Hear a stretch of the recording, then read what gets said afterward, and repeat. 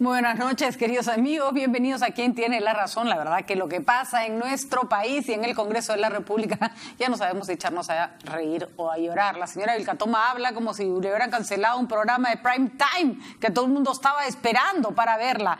La verdad que estaba haciendo uso de recursos del Estado para, en realidad, manifestar opiniones personales y estaba, en realidad, haciendo un uso inapropiado de recursos que no los paga ella, que no salen de su bolsillo. Pero eso vamos a discutirlo más adelante con nuestros invitados. Preocupante, sí, aunque ya conocemos el estilo, lo que ha ocurrido esta tarde, porque 3 congresistas de Fuerza Popular no quisieron firmar el documento que recomienda destituir e inhabilitar a Pedro Chávarri. Recordemos que fue Juan Cheput quien presentó la sustentación para destituir y inhabilitar a Pedro Chávarri por 10 años en la función pública. Esto se había archivado en la subcomisión, se había planteado en la subcomisión de acusaciones constitucionales y tenía que subir a la comisión permanente. Bueno, Karina Beteta, Milagros Salazar y Milagros Takayama, las 3 fujimoristas, no querían firmar el papel porque decían que no era necesario. Lo que vemos en estos instantes es la discusión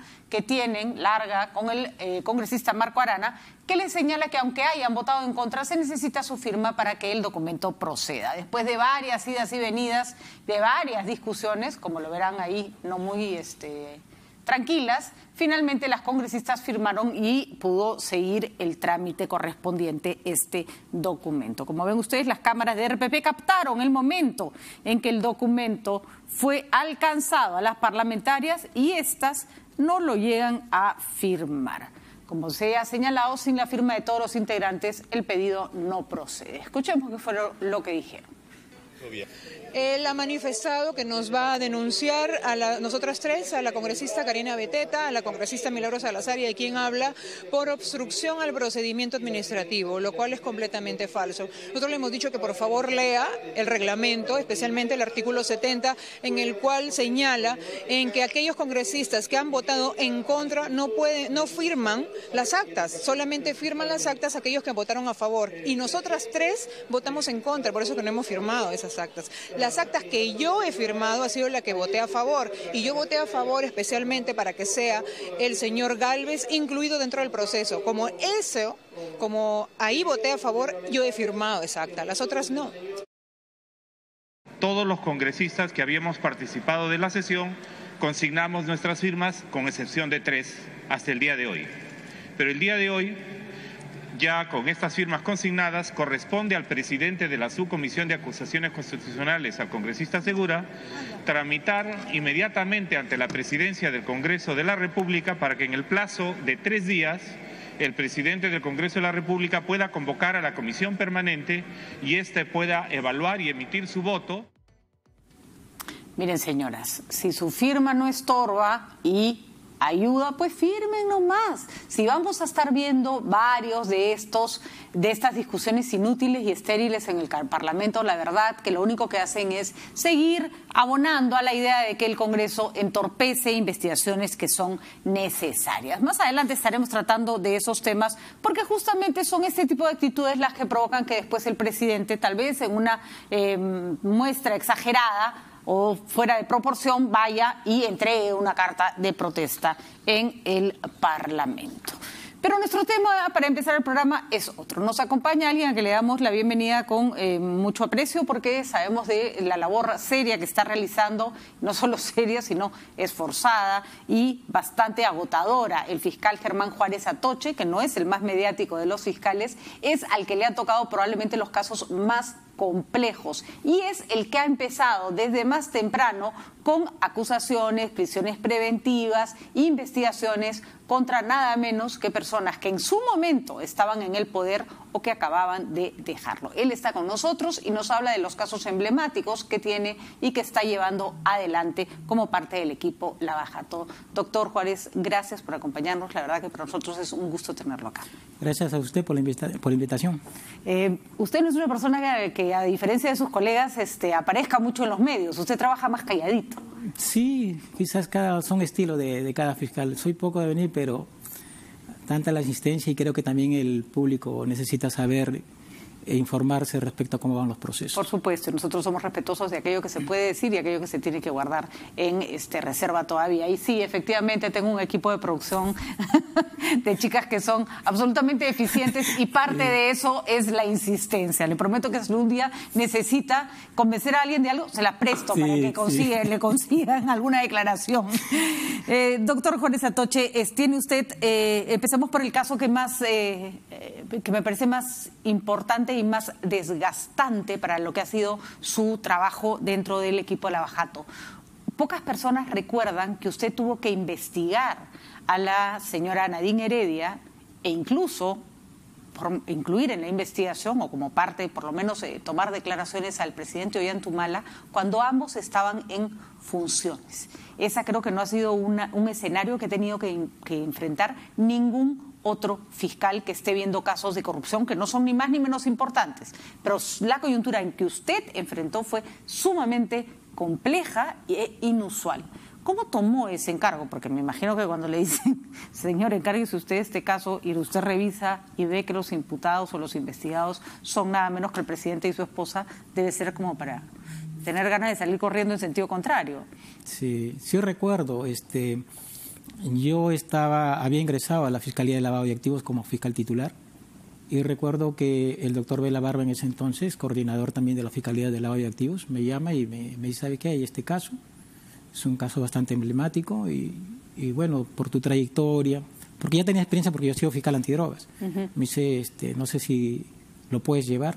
Entonces le dije, desde el momento que yo he asumido como fiscal de lavado de activos, sé que si van a presentar este tipo de casos, así que no hay ningún problema, yo lo asumo. En ese momento la información que había eran presuntos aportes de campaña, ¿no es cierto? Y las agendas de la señora Nadine Heredia. No existía todavía. Todavía no existían las agendas. ¿Cuáles eran los indicios que habría en la investigación? A ver, ayúdanos a recordar. El tema era bastante incipiente, porque ahí lo único que se sabía era de que había un financiamiento ilegal y por los periódicos que salía que supuestamente había venido un financiamiento de Venezuela. En la Palma Aceitera, y algunos aportes contratos, que se les había tomado algunos aportantes que habían negado, pero por la televisión, ¿no? En entrevistas televisivas. Entonces cuando asumí, lo primero que hice, bueno, vamos a ver si hay caso o no hay caso acá, porque era una investigación preliminar. Entonces lo que dispuse fue primero pedir informe a la OMP. Para ver los reportes de campaña, ¿no? Y segundo, citar a todas las personas que aparecían ahí como aportantes, ¿no? Y ahí habían cantidades inusuales, de 50.000, 30.000, ¿no? Entonces comencé a llamarlos y el perfil que tenían pues no era como para haber aportado esa cantidad, algunos ganaban el sueldo mínimo, otros no tenían un empleo conocido y comenzaron a negar, pues dijeron, no, nosotros no hemos aportado. Entonces ahí comencé a ver que la cosa iba para más, ¿no? Claro, y después va apareciendo cada vez más información. Exacto. Entonces habían dos investigaciones paralelamente, porque ahí yo lo que estaba investigando eran aportes en sí de campaña electoral. Y la otra que estaba investigando el doctor Rojas, recuerdo que estaba referido a un incremento patrimonial o dinero que había venido de Venezuela con Caisamá y toda esa cuestión, ¿no?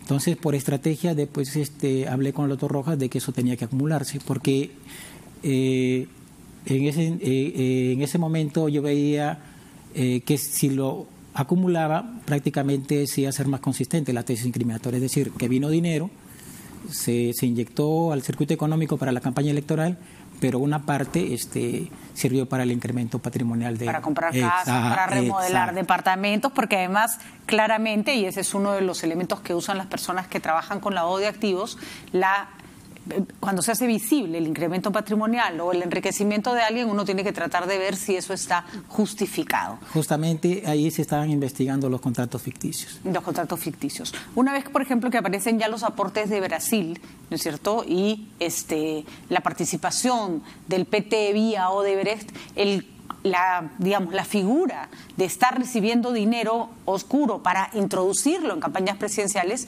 empieza a tener distintos ángulos, distintas aristas, ¿no? Efectivamente. Hasta ese momento, cuando yo estaba investigando, no se sabía de Odebrecht, se sospechaba. Pero ya cuando declara Barata, y declara con el doctor Hamilton en ese entonces, que estaba encargado del equipo especial, me hace llegar la declaración y ahí Barata expresamente señala que había aportado $3 millones a la campaña electoral de Ollantumala y que se lo había dado directamente a Nadine, ¿no? En 3 armadas, según él.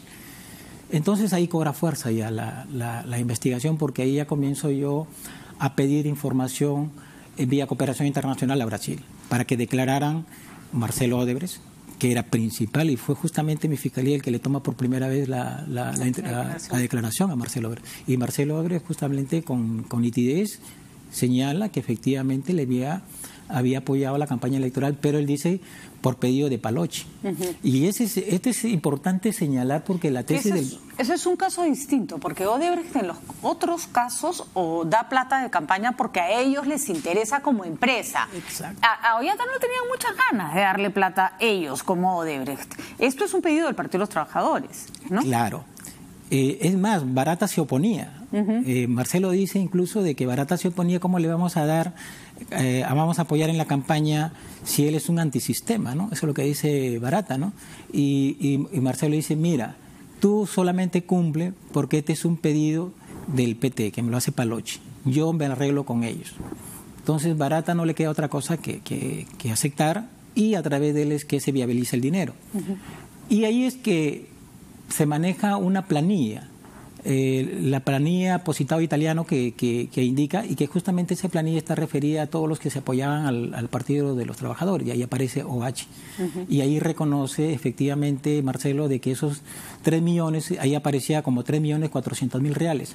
Ahora la justificación del lavado de activos por origen ilícito del dinero tiene más fuerza, tengo entendido, porque si son sobornos que le da Odebrecht al PT para que el PT además ponga ese dinero en movimientos afines a su ideología, la ruta es más clara, ¿no? Exacto, es más clara, y ahí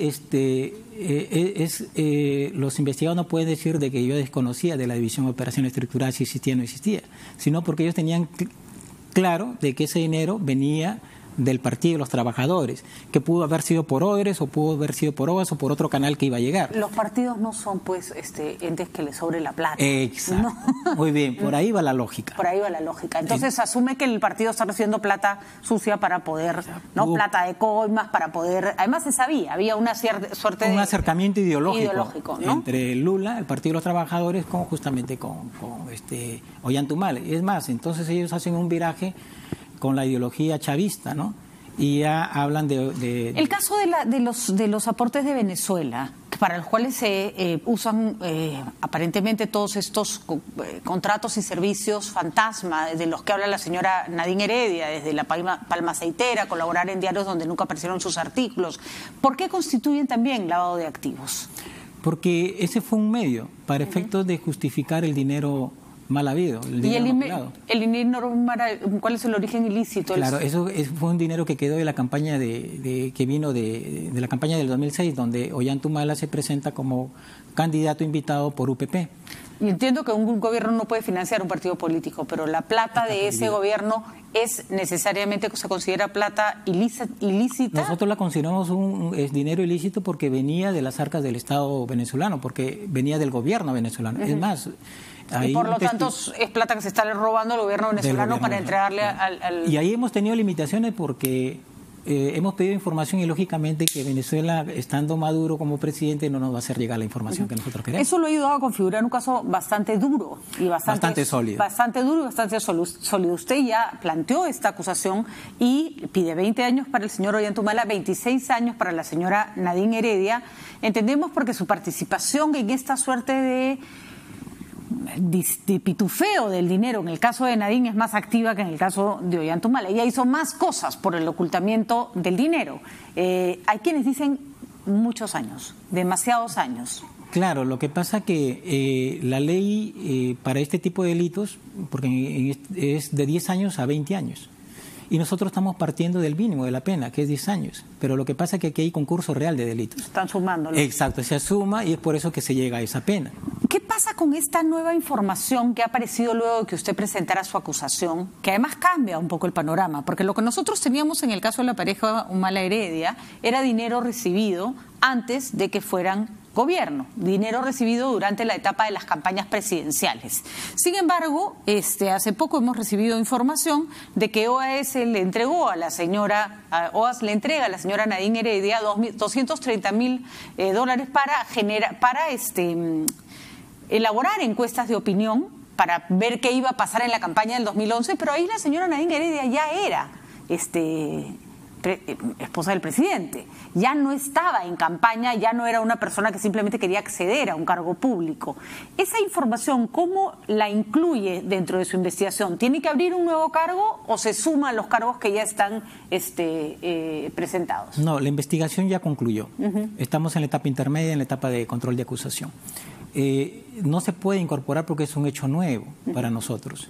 Entonces, incluirlo sería vulnerar el derecho de defensa de los coimputados, porque van a decir, oye, sobre esto no lo incluiste en la investigación preparatoria y no nos has dado derecho a defendernos. Entonces, eso yo pienso que el fiscal que está recibiendo esa información va a tener que abrir una nueva investigación o, en todo caso, derivármelo para efecto de yo investigar. ¿Seguiría con el tipo de lavado de activos? ¿De qué estamos hablando cuando se recibe dinero, cuando uno ya está en una posición de poder? ¿Y para qué se recibió ese dinero? ¿Tienen más indicios sobre el tema?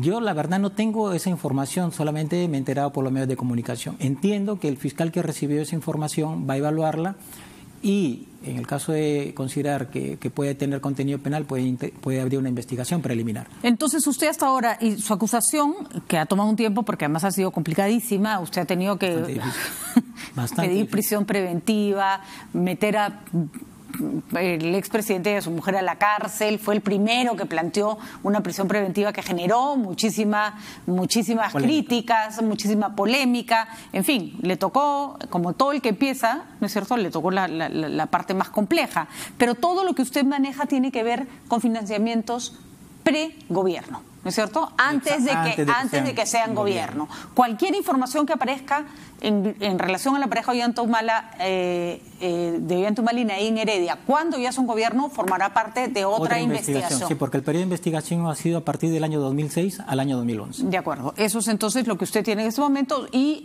su investigación ya está en curso. ¿Es primera vez que se va a afrontar un caso de esta naturaleza en un juicio oral? Creo que sí, ese va a ser el primer precedente que se va a dar de repente en Perú. Usted está premiado, le han tocado todos los primeros. La verdad, sí, premiado en ese sentido, porque como usted dice, para mí fue bastante difícil llevar a cabo esta investigación. Ellos estaban en el gobierno y yo desconfiaba de todo el mundo. ¿Cómo hacía para investigar a la pareja presidencial? Porque normalmente uno echa mano de la policía, pero la policía le responde al ministro del Interior. Por eso digo que fue bastante agotadora, bastante difícil, porque la investigación la llevé por mi despacho, porque yo no confiaba en ese entonces en la policía. Porque la policía podía filtrar la información o la estrategia que estaba llevando, porque estaba manejado por el ministro del Interior en ese entonces. Además, el presidente lo acusaba de hacer una mamarrachenta investigación y que el presidente de la República salga a pechar así a un fiscal que está haciendo su trabajo. A cualquiera lo intimidaría. ¿Se intimidó? No, para nada. ¿Y qué hizo cuando se sentó frente al presidente a hacerle preguntas? Fue para mí, normal y con todo el respeto, ¿no? Aunque él fue un poco prepotente en el momento de contestar las preguntas, se sentía como ofendido, diciendo que por qué se le incriminaba, que se le estaba tratando como una organización criminal y que gracias a él se había creado la Fiscalía de Lavado de Activos y no era para que lo investigaran. Entonces yo tuve que llamarle la atención en ese momento. ¿Tuvo el apoyo de su institución? ¿Trabajó solo? Porque en ese momento hoy se siente un equipo más sólido en virtud de que han aparecido otros casos y ya se empieza a configurar una suerte como de patrón en el que está involucrado buena parte de la clase política y la clase empresarial. Pero cuando usted empezó un poco solito, ¿no es cierto? ¿Se trabajó solo? ¿Tuvo apoyo, por ejemplo, no sé, el fiscal Pablo Sánchez? Sí, yo tuve el respaldo, y lo tenemos hasta ahora, del doctor Vela, ¿no? El doctor Vela siempre me apoyó hasta el último. Y hasta ahora nos sigue apoyando y con él definieron la estrategia. Con el doctor Pablo Sánchez teníamos reuniones, ¿no? Pero él nunca me puso obstáculos, siempre me dijo que haga mi trabajo y que él me iba a apoyar, ¿no? Pero no puedo decir de que él influenció en mi labor o intercedió para realizar determinado acto o determinada situación. ¿Le dio independencia? ¿Le dio independencia, digamos? Sí, me dio independencia, ¿no? Aunque, por ejemplo, cuando yo iba a pedir una medida limitativa en ese entonces, la primera que era el impedimento de salida, como que dudó. Me dice, Germán, ¿tú estás seguro de lo que vas a hacer? Porque pedí impedimento de salida para la primera dama, ¿no? Exacto, estaban todavía en el O sea, se acabó la visita a la ONU, ¿no? Sí, bastante difícil, ¿no? Entonces, doctor, le digo, tengo bastantes elementos de convicción para efecto de hacer este requerimiento. ¿Se frustró cuando el Tribunal Constitucional revirtió la prisión preventiva? No tanto, sino que era algo previsible, ¿no? Que podía por ahí lograr ellos su objetivo, ¿no? Porque nosotros en el Poder Judicial habíamos logrado defender nuestra posición y la habíamos ganado. De acuerdo. El otro caso complicado, porque ya está encaminado, ¿en cuánto tiempo calcula que demorará el juicio y llegar a una conclusión? Yo pienso que para fines de año podemos haber llegado, de repente podemos haber obtenido de repente la primera sentencia. Así es que se manejan dentro de los plazos que establece el Código Procesal. E insiste en la defensa de que el Partido Nacionalista forma parte de la organización criminal. A la que... Es un tema que yo sé que ha ocasionado bastante polémica. Pero lo único que yo puedo sustentar es lo siguiente, ¿no? No es que diga que todos los partidos políticos, por el hecho de estar involucrados, han cometido, se han constituido para cometer delitos, sino que este caso es, lo que yo sostengo es que el Partido Nacionalista, si bien es cierto, pudo haber nacido para realizar una actividad política, pero en el camino se ha ido distorsionando, o sea, los líderes dejaron de lado esa actividad lícita para efectos de utilizar al partido para recepcionar dinero maculado y se dejan de lado pues la licitud que debe guiar a todo partido. Entonces, si el partido ha sido instrumentalizado para efectos de cometer lavado de activos, lógicamente que tiene que ser incorporado y será en juicio si llego a demostrar de que efectivamente fue instrumentalizado para cometer delito, se le tiene que aplicar las sanciones que dispone el artículo 105 del Código Penal. ¿Encuentras diferencias sustanciales entre el caso Keiko Fujimori y los aportes de campaña para Fuerza Popular y los aportes de campaña para el Partido Nacionalista? Yo pienso que sigue la misma línea, con la diferencia que había hecho al comienzo, en el sentido de que el dinero viene en un convenio o una colusión entre el Partido de los Trabajadores con el Partido Nacionalista. En el caso de acá salió un dinero maculado de la División de Operaciones Estructurales de Odebrecht, pero era para apoyar al partido. Entonces la diferencia está, por ejemplo, en el sentido de que en el caso del Partido Nacionalista que investigo, el dinero fue directamente, Barata dice que le entregó directamente a Nadine Heredia, e inclusive señala que fue en el departamento de Ollantaytambo. En el caso de acá se lo dan a Yoshiyama, no se lo dan directamente a... O sea, la señora Keiko está más lejos del dinero, por claro, decirlo, porque ahí tendría, ¿no?, que construirse algo más cercano mediante una prueba indiciaria de que efectivamente el dinero llegó a Keiko, pero no olvidemos que Keiko era la presidenta del partido, ¿no? El otro caso que suena menos, pero que creo que da cuenta de una manera más triste, más grosera de cómo ha venido operando la corrupción en nuestro país es el del Club de la Construcción. Porque si bien usted está investigando un periodo, los indicios y la información que sale es que en realidad las empresas brasileñas llegan y se encuentran algo así como cuando uno va a una discoteca con derecho de admisión, y algunos pueden pasar y otros no pueden pasar. Y la información que ha salido hoy día en el Diario del Comercio es bastante reveladora de cómo OAS tiene que pagar primero una cantidad de dinero importante para formar parte del Club de la Construcción, y luego este mecanismo que ya se sabe, que se rotaban en las obras, y que el que ganaba además tenía que pagar el 3% a quienes habían facilitado este sistema, que eran personas que no solo tenían que ver con el ámbito privado, estamos refiriéndonos al señor Pirale y al señor García, sino que formaban parte, o sea, estaban del lado del ministerio. Había una colaboración de un lado y de otro. ¿Cómo maneja una investigación que involucra a buena parte de las empresas constructoras de nuestro país? Tengo entendido que son más de 17, son muchísimas personas con muchísimo poder económico y que han venido operando así en un periodo mucho más amplio del que usted tiene como investigación. ¿Cuáles son los retos de la investigación del Club de la Construcción? Efectivamente, se sabe de que el Club de la Construcción no nace a partir del año 2011-2014, que es el periodo de la investigación, sino que viene de muchos años atrás y que en el tiempo se ha venido perfeccionando hasta lo que sabemos. Lo cual es terrible porque más nace en momentos en que el Perú estaba en crisis. Eso es lo indignante, ¿no? Porque es por eso que han salido obras con sobrecostos, ¿no? En perjuicio del Estado peruano. Y la mayoría de las obras se ganaban por encima del 100%, 80%, 107%, 106%, y para eso se ponían de acuerdo.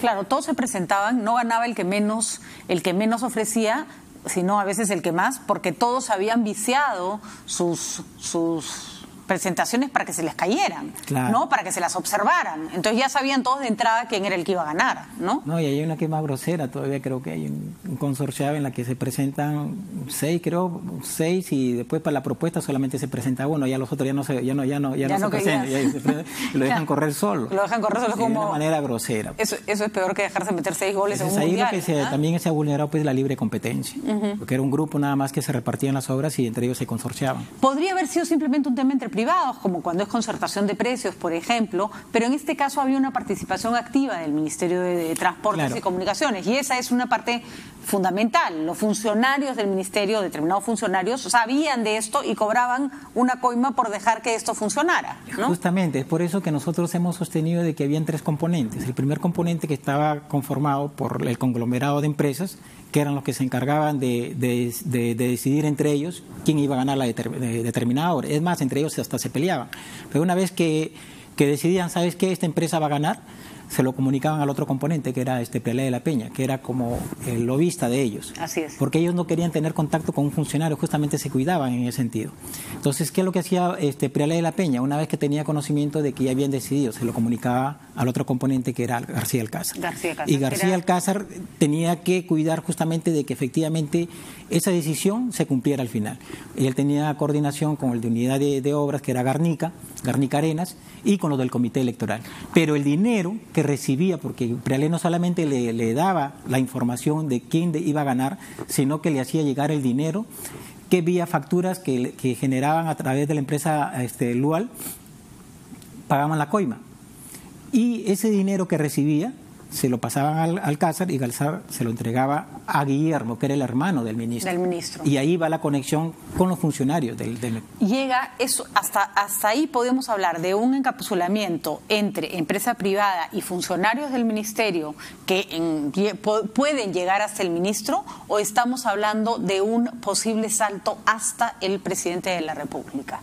Porque ojo que cuando a Nadine Heredia le dan $230,000 OAS, cuando ya ella es primera dama, uno se pregunta, ¿a cambio de qué? O sea, la señora Nadine necesita hacer encuestas, pero ¿qué necesita OAS? ¿Esto puede estar vinculado o todavía no se encuentra una vía comunicante? Todavía no hemos llegado más o menos por los indicios hasta el ministro de... Ese es lo más lejos que llegan. Exacto, porque de ahí de todas las investigaciones de colaboradores, simplemente sospechas, ¿no? Que podría haber llegado a la parte de arriba. Varias preguntas concretas al respecto. Son 17 empresas que están vinculadas 18. al club. 18 empresas vinculadas al Club de la Construcción.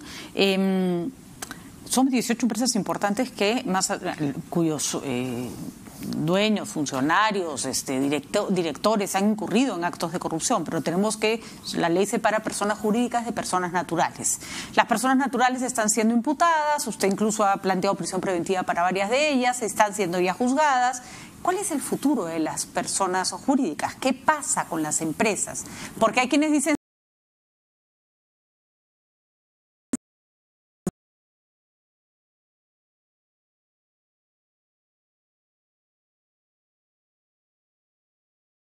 Las consecuencias accesorias de lo que decía yo en el artículo 105, que va desde la suspensión, la disolución o impedir, por ejemplo, que contraten con el Estado, ¿no? Pero hay que evaluar... ¿Existe la posibilidad de la reparación? O sea, una empresa que se reestructura, vota a los que coimearon y rezarse con el...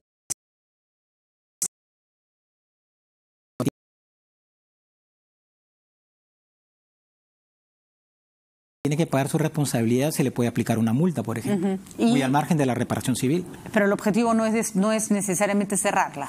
Por eso le digo, tendría que evaluarse, porque si se cierra uno tiene que ver también el problema social que puede crear. ¿Cómo nos aseguramos que en los casos de las empresas vayan los peces gordos y que los empresarios no se encarguen de mandar a su...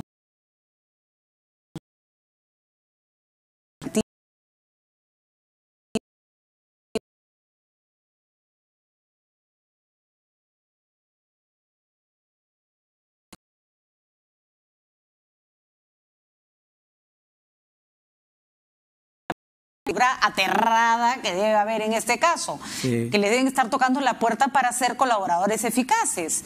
Sí, en verdad. O sea, prácticamente saqué la última resolución en la de que precisé prácticamente los hechos. Y le señalé, tú has participado en tal licitación y en tal licitación se pagó tal, se justificó mediante tales facturas, entonces creo que las cosas estaban claras. Algunos ya han llegado y se han presentado diciendo, doctor, queremos colaborar.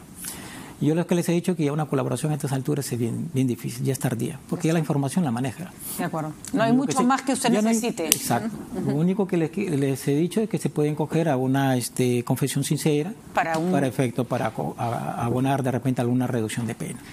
¿Qué va a pasar con todas esas empresas y todos esos señorones que se han enriquecido, hay que decirlo, a lo largo de demasiados años jugándole sucio al Perú? ¿Vamos a ver a una buena parte de nuestra clase empresarial tras las rejas? Yo creo que sí, porque las penas superan los 4 años. Y cuando superan los 4 años, la pena privativa la sanción es pena privativa de la libertad. Bueno, doctor Juárez Atoche, no empezó usted con un trabajo fácil, lo que sigue tampoco es sencillo, pero creo que hay en usted una calma y una convicción que lo ayudan a mantener su trabajo con bastante independencia. ¿Cambió para usted la situación una vez que el señor Chávarri fue retirado como fiscal de la Nación? Es decir, ¿empezó a trabajar con mayor tranquilidad? Yo creo que sí, porque tú no puedes trabajar sabiendo, pensando qué decisión puede tomar Chávarri cuando venía presionando al equipo especial. Entonces, cuando ya se definió de que Chávarri no iba más y que entró la fiscal de la Nación, quien nos ha dado el apoyo, y el equipo especial se mantenía, creo que venimos trabajando con mayor solvencia, con mayor tranquilidad, y creo que ahí están los resultados, ¿no? Y última pregunta, ¿este enfrentamiento Ejecutivo-Congreso los afecta? ¿Preferirían ustedes un clima político más neutro para poder hacer su trabajo? Porque hay quienes dicen que el señor Vizcarra se mete en todo y que eso quiere decir que también se está metiendo en fiscalía y digitando los fiscales. No, eso es falso. Nosotros venimos trabajando con una total independencia, sin ningún tinte político, ninguna camiseta política. Nuestro trabajo es técnico-jurídico. Siempre tratan de involucrarnos, por ejemplo, nos decían ¿por qué Ollanta? ¿Por qué Fujimori? ¿Por qué no Susana Villarán? ¿No? Y le tocó a la señora Susana Villarán, se ha demostrado en audiencia su participación. Creo que el suelo está parejo, ¿no? Entonces acá no hay ningún sesgo político. ¿Usted ya no tiene a cargo el caso de Susana Villarán? ¿Ha pasado a caso? No, se hizo una repartición justamente por la carga que ya era. Me imagino, doctor Juárez Atoche, usted tiene muy buen semblante, pero a la vez se nota que es una persona que tiene que hacer bastante esfuerzo para poder mantener la tranquilidad de hacer su trabajo. Y aquí saludo también a mi equipo que denodadamente me viene apoyando. Y un saludo especial a su familia, que debe estar con muchísima paciencia en estos momentos. Gracias. Lo felicitamos porque además sabemos que viene de la Fiscalía que ha visto casos de narcotráfico. Usted no es una persona que acepte retos fáciles y esperemos que todo salga como debe salir, que la justicia haga su trabajo. Muchísimas gracias por acompañarnos esta noche. Gracias a usted. Ha sido un gusto entonces conversar con el fiscal Juárez Atoche. Ya ven ustedes, parece calladito, pero no, tiene sus ideas muy claras, muy bien centradas, trabaja en silencio, eso sí, lo cual es una virtud. Vamos rapidito a una pausa, regresamos con nuestros invitados para poder comentar sobre estos y otros temas de, por supuesto, nuestra coyuntura nacional. Ya volvemos.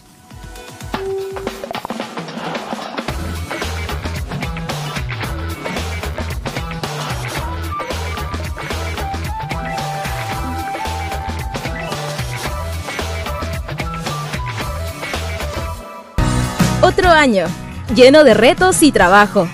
Ha sido duro, pero el negocio va quedando listo.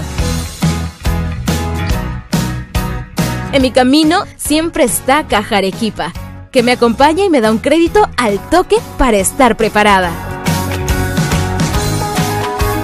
Sabemos por qué chambeas. Caja Arequipa, impulsando tu bienestar. No sabes.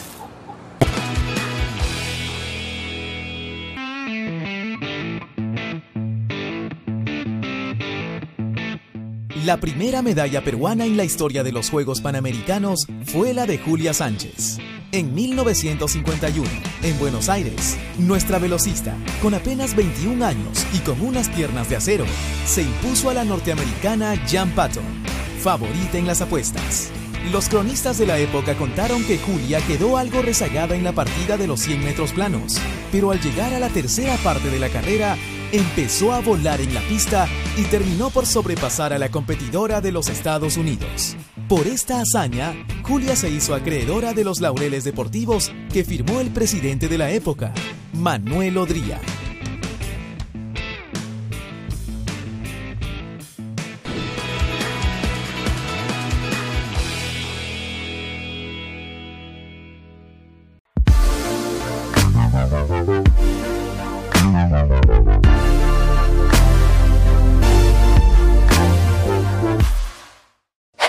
Mi nombre es Stephanie Orue y uno de mis libros favoritos es Kafka en la orilla del mar de Haruki Murakami. Es el primer libro que leí de este autor y este autor presenta mundos irreales, pero que de pronto y con personajes que de pronto no existen, pero en su mundo sí, y te la crees toda.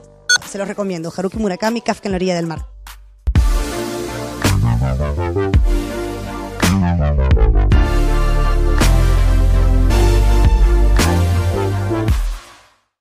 Disfruta la mejor colección de novelas clásicas en audio ahora en RPP Player. Entra a rpp.p, busca mi novela favorita, dale clic y listo. 15 obras de la literatura clásica con los comentarios del premio Nobel Mario Vargas Llosa. Mi novela favorita. RPP Player. Pon el tiempo en tus manos.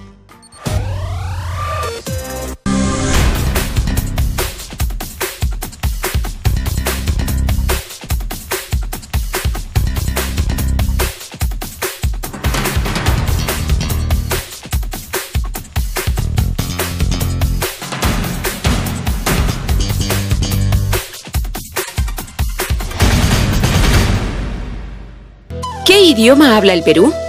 Ogari Matsigenga Oniagani Magaiketiro Peroque. Perú marca Aymaras. Perú ka achuaran chichaba. Perú suyuja jesguasimitan riman. El Perú no solo habla español. Revaloricemos nuestras lenguas y mantengamos viva nuestra historia. 27 de mayo, Día de las Lenguas Originarias del Perú. Junto a Pluspetrol y RPP.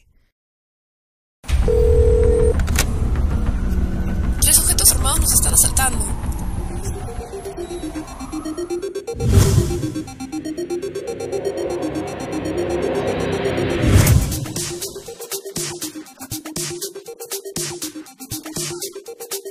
Cuando estés lejos de sentirte seguro, contacta al Rotafono, la línea de ayuda más efectiva. Llámanos al 438-8008. Contáctanos a nuestro WhatsApp 951-431-013 o encuéntranos en Facebook y Twitter usando el hashtag Rotafono.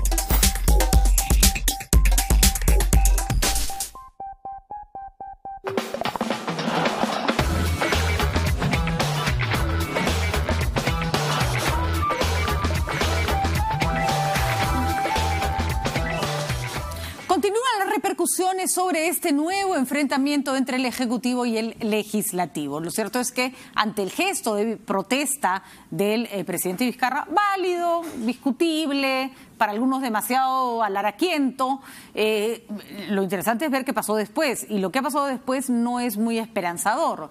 Tenemos un gobierno que da un paso para adelante y otro paso para atrás, porque un día dicen que sí se va a plantear una cuestión de confianza, al otro día dicen que no se va a plantear una cuestión de confianza, y por el otro lado el Congreso responde haciendo proyectos de ley que dispara como con onda, pues no, ahí te va uno que te caiga en el ojo. O sea, es una situación ridícula porque el espacio donde debieran conformarse las leyes que necesitamos para la reforma política se convierte en una especie de cocina donde cada uno prepara el plato más feo para fastidiar al otro, ¿no? Ese es el caso, creo, de la iniciativa legislativa de la congresista Aramayo, que prácticamente es una ley con nombre propio que impide, aunque no es necesario, la postulación del señor Vizcarra, y además también afecta el hecho de que cuando se censura un gabinete ya no se puede nombrar a ningún miembro más del gabinete en la siguiente juramentación.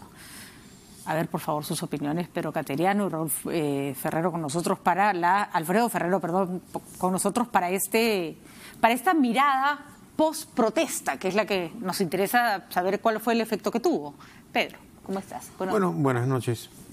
Creo que es más de lo mismo, es decir, esta confrontación continúa y al margen de lo que en realidad son los intereses nacionales, hay que decirlo muy claramente. Si hacemos un poco de memoria, cuando el Congreso forzó la renuncia del expresidente Kuczynski, ellos, sin que nadie se los pidiera, anunciaron que iban a dar viabilidad al gobierno para que el presidente Vizcarra pudiera completar el mandato de una manera adecuada. Vemos que esto no ha sido así. Las promesas de apoyo duran 2 minutos Y de otro lado, como comentábamos antes de iniciar el programa, el presidente Vizcarra tuvo un gran momento político que fue el abrumador respaldo ciudadano que recibió luego del referéndum. No sabemos por qué razón o razones ese aval que le dio el pueblo en ese momento no lo aprovechó. Luego han venido, naturalmente, hechos que y el mismo ejercicio del poder que desgasta, que han ido minando la credibilidad del presidente Vizcarra. Y de otro lado, una oposición golpeada y yo diría en algunos casos hasta desquiciada, porque la lamentable desaparición del expresidente García, la prisión preventiva de Keiko Fujimori, ha dejado a estas agrupaciones sin liderazgo. Vemos que eso no se reemplaza con gestos permanentes de ataque, de obstrucción, ni de ejercicio abusivo del poder, porque eso hay que decirlo muy claramente. Los proyectos de ley violatorios del orden constitucional que plantearon y que el Tribunal Constitucional frenó, como por ejemplo la amenaza para los medios de comunicación. Y lo curioso es que los que han tenido verdaderamente gestos golpistas, que son los fujiapristas, ahora terminen acusando al presidente Vizcarra, creo que en este caso sin razón, de un ánimo golpista. Digamos que sin razón en la medida en que esto parece no escalar más allá de una simple carta de protesta. Evaluábamos con Marisa Glave en la mañana si esto debía terminar en una cuestión o no de confianza. El problema es que en el caso, a ver si están de acuerdo conmigo, en el caso anterior, en que hubo un enfrentamiento fuerte, en que el presidente tuvo que convocar a un pleno extraordinario, había un caso ahí, que todo el mundo veía, tenían que removerse a los miembros del Consejo Nacional de la Magistratura y el Congreso estaba rehuyendo su función fundamental. Pero ¿cuál sería la causa ahora? No puedes cerrar un Congreso o plantear una cuestión de confianza porque el Congreso no hace lo que tú quieres, aunque debiera hacer lo que tú quieres porque es lo que le conviene al país. Es decir, te tocó un Congreso necio. Y la política, en Estados Unidos les ha tocado un presidente necio, igual se lo tienen que bancar hasta el final. Pero claro, ¿no? son sistemas diferentes. No, simplemente... En los Estados Unidos, por ejemplo, hay renovación a mitad del mandato. De acuerdo, pero a lo que voy es, tienes que lidiar con contextos complicados y personajes complicados que hacen tonteras. O sea, es parte de la democracia. Pero el origen de la cuestión de confianza, que es una iniciativa ministerial y que surge en el sistema parlamentario, no establece prerequisitos ni condiciones para su ejercicio. Y es precisamente este mecanismo que no ha sido utilizado con frecuencia, que cuando dispararon la primera bala, digamos, negándole la confianza al gabinete Zavala, se dieron cuenta que estaban contra las cuerdas.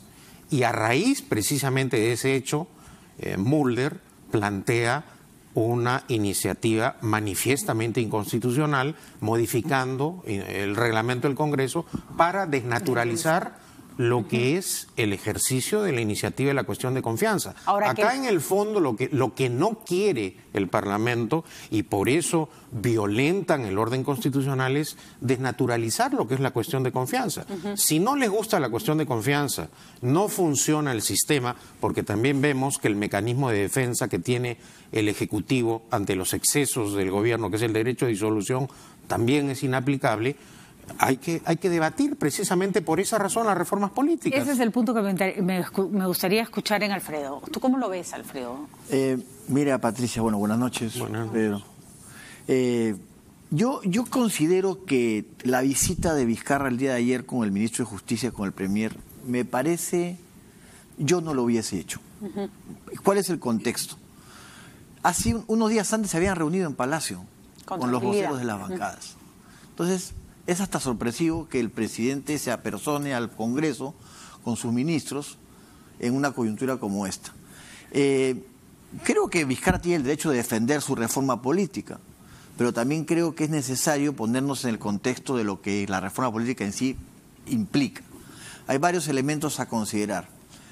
En primer lugar, el 67% de la población no conoce lo que es la reforma política. No conoce el contenido, no conoce las propuestas, conoce poco. Claro, es distinto al contexto en el que se pedía el cambio de los miembros del Consejo Nacional. La propuesta de Tuesta de la Comisión de Alto Nivel creo que es una propuesta valiosa, creo que tiene bastantes elementos interesantes que deben ser considerados por el Congreso, pero el Congreso tiene sus prerrogativas y tiene sus formas de actuar. Entonces, pretender que vas a mandar 12 proyectos de ley y que no te los va a cambiar nadie es una exageración. Era obvio que estos proyectos van a ir al Congreso, tienen que ser debatidos y analizados, y seguramente además el Congreso se va a tener que alimentar de las opiniones de especialistas que dirán, oye, esto sí, esto no. Incluso la bicameralidad, que no ha sido considerada como una propuesta del Ejecutivo, ¿no es cierto?, a pesar de que hay un cuasi consenso, donde me incluyo, que considera que la bicameralidad sería buena para el Perú, ¿no es cierto? Casi todos están de acuerdo, porque el referéndum perdió el referéndum, la bicameralidad ahora no está incluida. Y si de repente podría ser incluida en esta propuesta política o no, habría que ver, porque sería ir contra el referéndum. La propuesta de la Comisión Tuesta debió haber sido antes del referéndum, para que alimente el referéndum, y no a posteriori, porque ya vemos que Tuesta propone una cosa diferente a lo que el referéndum dice. Entonces, yo lo que considero es que es importante la reforma política. Creo que hay temas que debatir, como el tema de la bicameralidad, como el tema de la cuestión de confianza, que no considero que esa cuestión de confianza no puedas nombrar ningún ministro durante un tiempo, me parece que es una cortarle los brazos al presidente. No, por supuesto. Estoy en desacuerdo. Tampoco me parece que hay que analizar el tema de, por ejemplo, el tema de la elección del Congreso cuando se da, Patricia, si se va a dar, como dice la propuesta de Tuesta, en la segunda vuelta y no en la primera, ¿no es cierto? Entonces ahí, ¿cómo funciona eso? Pero creo que Vizcarra se está olvidando de que la agenda país no es solamente la reforma política. Creo que el país hoy está demandando, cuando te dicen que el 67% de la población no conoce la reforma política y que su aprobación está bajando, que hay otros temas que están preocupando a los peruanos y que no están siendo atendidos. La seguridad ciudadana es un tema, el tema económico es otro asunto, la Bamba sigue parada ahí con el conflicto minero por ahí, Tía María tampoco sale adelante. Entonces, y son temas que están ahí en la agenda del país, ¿no? Que no son excluyentes y que podrían perfectamente manejarse en paralelo si el presidente pudiera confiar en que deja una serie de propuestas en el Congreso y el Congreso no hace chichirimico con ellas. Yo creo que es totalmente de acuerdo contigo, Alfredo, en que nadie está obligado a aprobar lo que el Ejecutivo manda, pero sí creo que hubo una provocación en coger el primer proyecto y mandarlo a archivo. Es una torpeza, ¿no? Por supuesto, además, en un tema donde además el consenso de la población es que este tema de la inmunidad es un tema que hay que tratar. Ahora, yo no estoy seguro, ¿no es cierto? Y Pedro, que es un destacado jurista, podrá no estar de acuerdo, si es conveniente que el tema de la inmunidad lo vea el Poder Judicial o no. No estoy tan seguro que esa sea la fórmula. Fíjate que yo Unos tampoco están de acuerdo, estoy tan seguro, otros no. Pero sí que lo ve el Pleno. Ok, pero el archivamiento express del que habla Salvador Solar, efectivamente puede haber sido mal considerado, pero ese tema pudo ser tratado diferente. Tengo entendido que en la reunión que tuvieron con los voceros en el Palacio, acordaron que los temas constitucionales que requerían 2 legislaturas iban a ser priorizados. ¿No es cierto? Ahora, priorizados no quiere decir, ya este no me gusta, lo guardo en el Priorizado cajón, significa, ¿no?, colocarlos en la agenda para que el tiempo alcance, porque es un tema de tiempo importante. Entonces, yo creo que esa reforma tiene que ser debatida, tiene que seguir su curso, pero Vizcarra no puede plantear su agenda nacional, solo hace solamente la reforma política. Tiene que cambiar su página, agregar letras a ese texto y dedicarse también al tema de la conflictividad minera, el tema de las Bambas tiene que arreglarse, no un tema de coyuntura, un tema definitivo. Y ahí el tema de Tía María también sigue parado, el tema de seguridad ciudadana, cada vez hay más quejas. Entonces, creo que el Perú está pidiendo a la Vizcarra, ya ok, ganaste el referéndum, la popularidad no te ha ido tan bien, la reforma política está en el Congreso, que siga su curso, vamos a opinar todos, pero hay otras cosas que ocuparse también. Y creo, a ver, Pedro, corrígeme, yo estoy segura de que no son temas excluyentes, que se puede trabajar en el plan ejecutivo y se puede impulsar la reforma política, pero el tema es que Vizcarra le pone mucho peso, mucho gesto y mucha energía a la reforma. Y no quiere decir que no esté trabajando en lo otro, pero lo otro no tiene esa espectacularidad, digamos. Entonces a la gente le da la impresión de que Vizcarra está más preocupado en pelearse con la señora Rosa Bartra que, no sé, arreglar el colegio de los niños que se les cae en la cabeza. Y eso sí genera en la población una sensación de... ¿Y nosotros en dónde quedamos en esta ecuación, no? Sí, puede ser. Pero lo cierto del caso es que acá las normas son claras. El problema es la violación al orden constitucional y la vulneración. En algunos casos creo que es problema de lectura. La inmunidad está claramente establecida en la Constitución. Lo que ha habido son encubrimientos al señor Chávarri y al general Donaire que constituyen una violación al proceso en sí. Ahora, tratar de corregir eso trasladándolo a la Corte Suprema, ciertamente no, yo tampoco estaría tan seguro. Pero lo que acá ha habido son actitudes de encubrimiento a actos ilícitos o delincuenciales de la mayoría que controla el Congreso. No es un problema solo de las normas, es un problema de la conducta delictiva, de la conducta política de la mayoría que controla el Congreso, que en muchos casos viola permanentemente, con total impudencia, el orden legal y constitucional. ¿Y cómo hacemos? Entonces, frente a eso, el presidente tampoco se puede quedar callado. Proteger delincuentes, que eso es lo que ha hecho el fujiaprismo, constituye pues un escándalo. De acuerdo, entonces, pero por esa razón hay que protestar. Hay que protestar y hay que plantear alternativas para que no se abran esos espacios. Pero ¿cómo hacemos para que esto no se convierta en un pleito, en virtud de las personas que hacen cosas que se van a ir, porque ni siquiera van a ser elegidos, y no en la búsqueda de fortalecer una institución? Pongo un ejemplo. Todos estos congresistas nos parecen impresentables. Que no se reelijan, ya que no se reelijan. Tenemos miedo a que se reelijan por la bicameralidad, entonces cerremos la bicameralidad. No queremos que se escuden en la inmunidad, planteemos. Entonces, al final los que vengan, ¿dónde se van a sentar? El tema, la democracia es el respeto a las formas. Que el presidente de la República presente un proyecto de ley y que inmediatamente el gesto político del Congreso sea mandarlo al archivo, tampoco propicia un ambiente para sentarse a dialogar. En todas partes hay gente para el ataque y la defensa. Sería bueno que tanto pero ¿hasta cuándo va a seguir este enfrentamiento, no? Les pregunto porque tenemos que ir cerrando, pero me interesa su opinión al respecto. Tú lo dices clarísimamente, Pedro. ¿Hasta cuándo va a seguir este enfrentamiento? Y yo pregunto, ¿cómo lo desenredamos? Bueno, ¿cuál es la fórmula para salir de esta especie de yo te tiro un proyecto de ley por la cabeza y yo te respondo con otro, uno más absurdo que el otro, ¿no es cierto? Porque sale cada cosa del Congreso por fastidiar. O sea, el proyecto de la señora Aramayo